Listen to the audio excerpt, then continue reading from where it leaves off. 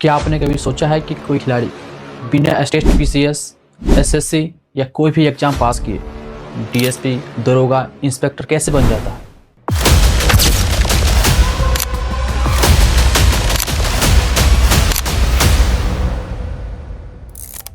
और नौकरी कैसे पा लेता है? और वहीं दूसरी तरफ कई वर्ष मेहनत कर नौकरी के सपने देखने वाले छात्रों का सपना ही रह जाता है। और इस वजह से कई छात्र जो काफ़ी तेज होते हुए भी जो सिस्टम में सुधार लाने की काबिलियत रखते हो, शायद इस स्पोर्ट कोटा की वजह से अपने सपनों को सूली चढ़ा देते हैं। दोस्तों, कहीं वो दिन न आ जाए कि आईएएस और आईपीएस भी स्पोर्ट कोटा के नाम पर स्पोर्ट खिलाड़ियों को बना दिया जाए।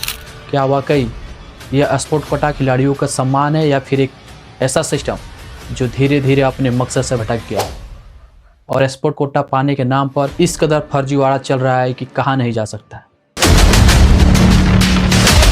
लेकिन इस कोटा के बारे में ना तो सरकार कुछ सोच रही है और ना ही हमारे देश के गोदी मीडिया इसकी बात कर रही है और ना ही इस पर सवाल उठा रही है। आज हम बात करेंगे उस कोटे की जो कभी खिलाड़ियों को प्रोत्साहन देने के लिए बनाया गया था, जो किसी भी एंगल से सही नहीं है, जहां खिलाड़ियों को खेल के क्षेत्र में भेजने की जगह उनको लॉ एंड ऑर्डर देकर पूरे सिस्टम का मजाक बना दिया जा रहा है। और जो वास्तव में इसका हकदार है वो किसी कमरे में अपने संघर्ष पर विराम चिन्ह लगाने को सोच रहा है। क्या वाकई में इस तरह के सिस्टम की ज़रूरत थी और क्या आज भी इसकी ज़रूरत है? आखिर क्यों और कैसे शुरू हुआ यह कोटा सिस्टम और क्या अब इसे बदलने की ज़रूरत है? और इसमें सरकार कहाँ गलती कर रही है और उसका क्या सोल्यूशन है जो सरकार को ज़रूर करना चाहिए? चलिए जानते हैं आज के इस वीडियो में। उनको नौकरी देंगे सीधे। और सुपरिंटेंडेंट ऑफ पुलिस का एक तरफ ओलंपिक गोल्ड और दूसरी तरफ पंचर टायर्स। और हाँ, इस वीडियो को पूरा देखिए और शेयर करें ताकि सरकार की आंखें खुल सके। तो चलिए पहले इसकी शुरुआत कैसे हुई ये जानते हैं। भारत में स्पोर्ट कोटा की शुरुआत 4 अगस्त 1980 को भारत सरकार के governing body department of personal and training के एक नोटिस जारी करके किया गया ताकि देश के होनहार खिलाड़ी जो देश को कुछ खेल में मेडल दिलाता है या चैंपियन बनाता है उसको सरकार के द्वारा सरकारी नौकरी स्पोर्ट कोटा के माध्यम से दिया जाएगा। और वैसे स्पोर्ट्स जो स्पोर्ट अथॉरिटी की लिस्ट में है उसमें कुछ खिलाड़ियों के डायरेक्टली बिना किसी एग्जाम के भर्ती होगी और सिर्फ ग्रुप सी और ग्रुप डी के नौकरी में, ग्रुप ए और ग्रुप बी में नहीं। यहाँ तक कि कई राज्यों ने यह भी कह दिया कि मेडल आओ नौकरी पाओ। हम लोगों ने सोच लिया है, आगे कहिए कि अब जो भी होगा, अभी तक हम लोग ग्रेड 3 में दे रहे थे, जो खूब आगे बढ़ने वाले होंगे उनको नौकरी देंगे सीधे और उनको बनाएंगे हम लोग ग्रेड 1 का, यानी बिहार प्रशासनिक सेवा और बिहार पुलिस सेवा में और सीधे कोई इंटरव्यू नहीं। हालांकि आज कुछ और ही हो रहा है और जॉब की क्वालिफिकेशन क्राइटेरिया भी काफ़ी मज़ेदार तरीके से किया गया है। अगर आप ग्रुप ए, बी, सी और डी जॉब के बारे में नहीं जानते हैं तो मैं बता दूं कि ग्रुप ए में वैसे जॉब को रखा जाता है जिसमें बैचलर डिग्री या मास्टर डिग्री की ज़रूरत होती है, जैसे आईएएस, आईपीएस की नौकरी। और ग्रुप बी में एसएससी के एग्ज़ाम के पोस्ट, स्टेट पीसीएस की जॉब जैसे डीएसपी, एसडीएम, दरोगा और इंस्पेक्टर की पोस्ट आती है। और ग्रुप सी में clerical supervisory job, banking job जैसे क्लर्क, टिकट एग्जामिनर और आर्मी और डिफेंस के कुछ जॉब आते हैं। जबकि ग्रुप डी में चपरासी जैसे जॉब आते हैं। स्पोर्ट कोटा के थ्रू शुरुआत में ही और हमेशा के लिए तय किया गया कि ग्रुप सी और ग्रुप डी की नौकरी ही केवल कोटा के माध्यम से दी जाएगी। और ऐसा इसलिए किया गया क्योंकि शुरुआत के समय लोग खेल की तरफ ज़्यादा इंटरेस्ट नहीं दिखाते थे और खेलों में करियर बनाना मुश्किल था। खिलाड़ी देश के लिए खेलते तो थे मगर उनके भविष्य की कोई गारंटी नहीं होती थी। और स्पोर्ट कोटा उस दौर में सम्मान और प्रोत्साहन की भावना से लागू हुई थी ताकि लोगों को खेल की ओर लाया जाए। लेकिन सवाल यह है कि क्या आज भी यह जरूरी है? तो इसका सीधा सा जवाब है शायद नहीं, और उसका सॉल्यूशन भी बताऊंगा। उससे पहले ये जान लेते हैं कि इस स्पोर्ट कोटा को देश और राज्य में कैसे मैनेज किया जाता है और कैसे स्पोर्ट कोटा का गलत उपयोग किया जा रहा है। स्पोर्ट पर्सन की अपॉइंटमेंट भारत सरकार और राज्य सरकार दोनों अपने अपने स्पोर्ट अथॉरिटी के द्वारा करती है। भारत सरकार की मैनेजमेंट बॉडी है डिपार्टमेंट ऑफ पर्सनल ट्रेनिंग, जिसको डीओपीटी कहा जाता है, जो 5% जॉब देश के ग्रुप सी और ग्रुप डी के सेंट्रल जॉब सिर्फ स्पोर्ट कोटा के लिए रिजर्व रखती है। और दूसरा है राज्य सरकार, जो हर राज्य का अपना अपना एक अलग स्पोर्ट डिपार्टमेंट होता है, जैसे हरियाणा स्पोर्ट डिपार्टमेंट जो राज्य के जॉब में स्पोर्ट पर्सन को अपॉइंट करती है, वो भी ग्रुप सी और ग्रुप डी की नौकरी में। इस स्पोर्ट कोटा का फर्जीवाड़ा भी काफ़ी हुआ है अभी मैं जो बताऊंगा वो सिर्फ न्यूज़ में आए केस हैं, और इसकी बढ़िया से छानबीन हो तो ये आंकड़ा काफ़ी ज़्यादा है। लेकिन जैसे जैसे साल बीतता गया इसका दुरुपयोग भी बढ़ता गया। कई जगहों पर फर्जी सर्टिफिकेट के आधार पर और राजनीतिक सिफारिश के नाम पर नौकरियों को दिया गया। जैसे महाराष्ट्र में 2 व्यक्ति फेक एक्सपोर्ट सर्टिफिकेट से जॉब पाने की वजह से डिसमिस हुए, और हाल ही में 2025 में आंध्र प्रदेश के मेगा डिस्ट्रिक्ट सिलेक्शन कमेटी के एग्जाम में करीबन 870 एप्लीकेशन जो लोगों ने फेक एक्सपोर्ट सर्टिफिकेट से फॉर्म अप्लाई किए थे। इससे पहले 2024 में तेलंगाना में भी इसी तरह के DSC एग्जाम में देखा गया था फेक सर्टिफिकेट का उपयोग। इससे बहुत उदाहरण है जहां फेक सर्टिफिकेट के द्वारा एक्सपोर्ट कोटा का गलत तरीक़ों से फ़ायदा उठाया जा रहा है। यहाँ तक कि मेडिकल और इंजीनियरिंग कॉलेज में भी एक्सपोर्ट कोटा के फेक सर्टिफिकेट का उपयोग किया गया है, और जेन्युइन कैंडिडेट्स जो रियल हैं उसको इस कोटा का कहीं से फ़ायदा नहीं मिल पा रहा है। ये सब वो आंकड़ा है जो पकड़े गए हैं। कुछ उदाहरण में ऐसे लोग जो एक्सपोर्ट कोटा से नौकरी तो पा लिए हैं, जिनका खेलों से नाता सिर्फ कागज़ पर था लेकिन रियल में उनका खेल से कोई संबंध ही नहीं है। और वहीं रियल खिलाड़ी जो मैदान पर देश के लिए मेहनत करते हैं लेकिन वो इस तरह के सिस्टम की जाल में फंस कर रह जाते हैं। मेरा नाम हरजीत सिंह है जी। मैं गोल्ड मेडल जित के लगा सी। मैं साइकिल पंचर लाऊंगा। मैं गरीब मेरा बेटा गोल्ड मेडल लेके आया, तेन 75 लाख रुपया दवा, कुछ नहीं मिला। सरकार ने 75 लाख कह के 75 रुपये थे। मेरा नाम पुष्पा मीन और गाँव नरकोपी। मैं पारा थ्रो बोले के खिलाड़ी हूँ। अभी क्या करें, कुछ नहीं कर रही तो सब्जी बेच रहे। इससे आप इस देश के घटिया सिस्टम को समझ सकते हैं। हालांकि एक्सपोर्ट्स पर्सन के जॉब के लिए भारत सरकार और राज्य सरकार द्वारा देश और राज्य के सभी जॉब में से जितनी भी नौकरी हैं उन सब में से 5-5%, कुछ में से 2% और कुछ में से तो 20% और ज़्यादा 50% तक सीटें रिजर्व रखी जा सकती हैं। और रिजर्व के रूप में रखे गए सीटों पर एक्सपोर्ट्स पर्सन 2 तरीक़ों से भर्ती होते हैं। पहली परीक्षा दे करके जो पूरी प्रोसेस के साथ होती है, और इसी एग्ज़ाम में फेक सर्टिफिकेट का ज़्यादा उपयोग हो रहा है।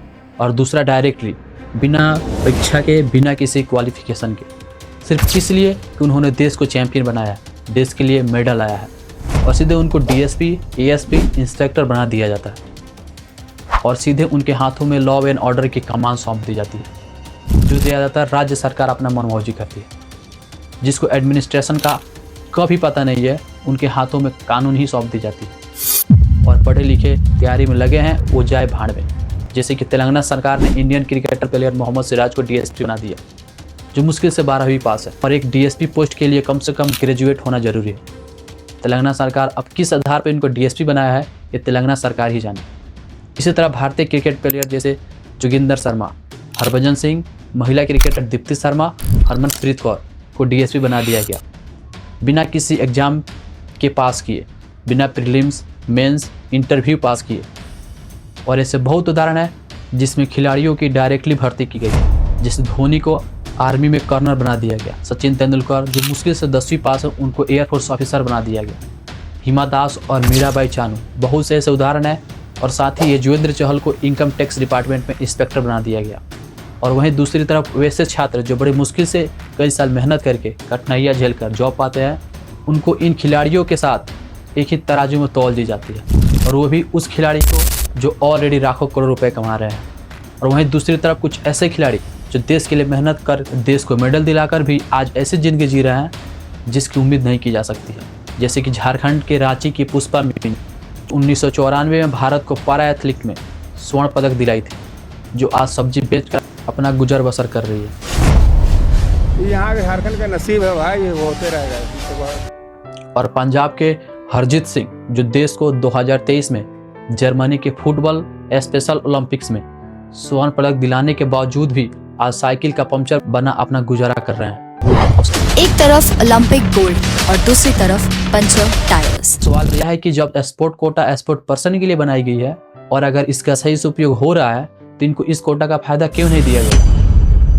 यहाँ आप साफ देख सकते हैं कि किस कदर एक्सपोर्ट कोटा भी पॉलिटिक्स के हाथे चढ़ गया है।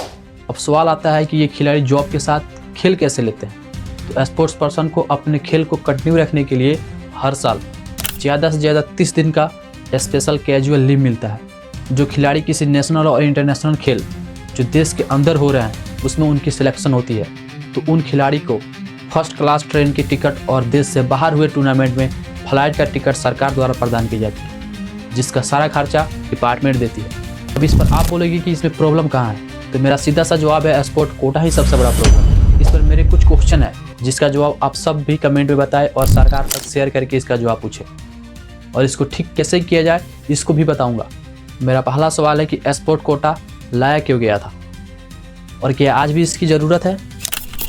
दूसरा क्वेश्चन है कि स्पोर्ट कोटा का सही से और लीगली उपयोग हो रहा है, और अगर हो रहा है तो फेक सर्टिफिकेट केस क्यों हो रहे हैं और हकदारों को उसका हक क्यों नहीं मिल रहा है, और अगर सही से उपयोग नहीं हो रहा है तो स्पोर्ट कोटा ही क्यों है। अगला सवाल है कि सरकार खिलाड़ियों को बिना किसी एग्जाम के, बिना किसी योग्यता के देश का इतना बड़ा पोस्ट डीएसपी, एएसपी और इंस्पेक्टर क्यों बना रही है, जबकि हमारे देश में इनसे भी योग्य और सक्षम छात्र अभी भी संघर्ष कर रहे हैं। अगला सवाल देश के जनता से है कि क्या आपको इस तरह के सिस्टम से कोई फर्क नहीं पड़ता, कोई प्रॉब्लम नहीं है। अब आखिरी में सवाल है कि इसको ठीक कैसे किया जाए। भारत के सिवा कई देशों ने जैसे यूएसए, चाइना, साउथ कोरिया तथा अन्य देशों में स्पोर्ट कोटे के नाम पर सरकारी नौकरी नहीं दी जाती है, और अगर कुछ देश में दी भी जाती है तो भारत जैसे बड़े बड़े जिम्मेदारी वाली पोस्ट नहीं दिया जाता है, जबकि दूसरे देशों में खिलाड़ियों को स्कॉलरशिप, स्पोर्ट्स फंडिंग और प्रोफेशनल लीग कॉन्ट्रैक्ट के जरिए प्रोत्साहन मिलता है। तो क्यों ना भारत सरकार भी केवल इसी पॉलिसी को अपनाए और खिलाड़ी को खिलाड़ी ही रहने दे, अफसर मत बनाए। अब बात आती है खिलाड़ी के फ्यूचर की, तो उनको स्पोर्ट के फील्ड में जॉब दिया जाए, जिससे स्कूल में, कॉलेजों में इंडियन टीम के कोच या ट्रेनर के तौर पर रखकर, ताकि उनके अनुभवों को सही से सिस्टम में इस्तेमाल करके खिलाड़ियों के खेल को सुधारा जा सके। यहाँ स्पोर्ट्स में मेहनत करने वाले को बेहतर ट्रेनिंग और फाइनेंशियल सपोर्ट मिल सकता है, ताकि वो लगातार खेल में योगदान दे सके, और इससे स्पोर्ट्स का बढ़ावा भी मिल जाएगा। और स्पोर्ट कोटा के लिए रिजर्व रखे गए कुछ जॉब्स को नॉर्मल कल देश में जॉब की संख्या भी बढ़ेगी और बेरोजगारी भी कम होगी। जो खिलाड़ी डीएसपी या अफसर बनते हैं वो अपनी नई जिम्मेदारी सही से नहीं निभा पाते हैं। कई खिलाड़ी तो खेल से ही दूर हो जाते हैं, ऑफिस के जवाबदेही में उलझ जाते हैं, या केवल पोस्ट का फायदा उठाकर पब्लिक सर्विस की भावना खो देते हैं। कहीं कहीं तो खेल विभाग इन्हें अधिकारी बनाकर गर्व महसूस करता है, लेकिन सिस्टम के अंदर का प्रोफेशनलिज्म घट जाता है। ये सब होने के साथ साथ सरकार ये सब भी कर सकती है, जैसे कि स्पोर्ट्स नौकरियों की जगह स्पोर्ट्स इंफ्रास्ट्रक्चर फंडिंग बढ़ा सकती है, सर्टिफिकेट वेरिफिकेशन और ट्रैकिंग सिस्टम लागू कर सकती है ताकि फर्जी सर्टिफिकेट से नौकरी ना मिले। पोस्ट सिलेक्शन अकाउंटेबिलिटी करनी चाहिए, यानी जो खिलाड़ी अब अधिकारी हैं उन्हें खेल प्रमोशन प्रोजेक्ट में योगदान देना अनिवार्य किया जाना चाहिए। स्पोर्ट्स पेंशन मॉडल अपनाया जाना चाहिए, जैसे यूरोप और दूसरे देशों में होता है, ताकि खिलाड़ी आराम से खेलते रहें बिना नौकरी के मजबूरी के और भविष्य की चिंता के बिना। क्योंकि जब सम्मान, अवसर और नौकरियां इंसाफ से ज़्यादा सिफारिश पर मिलने लगे तो न सिस्टम जीतता है न ही खिलाड़ी। क्या खिलाड़ी का सपना मेडल जीतने तक सीमित रखना चाहिए, या डीएसपी की कुर्सी पर बैठना, या सरकारी नौकरी पाना ही नई मंजिल बना दिया जाना चाहिए? ये सब आपके हाथ में है। जय हिंद, जय भारत।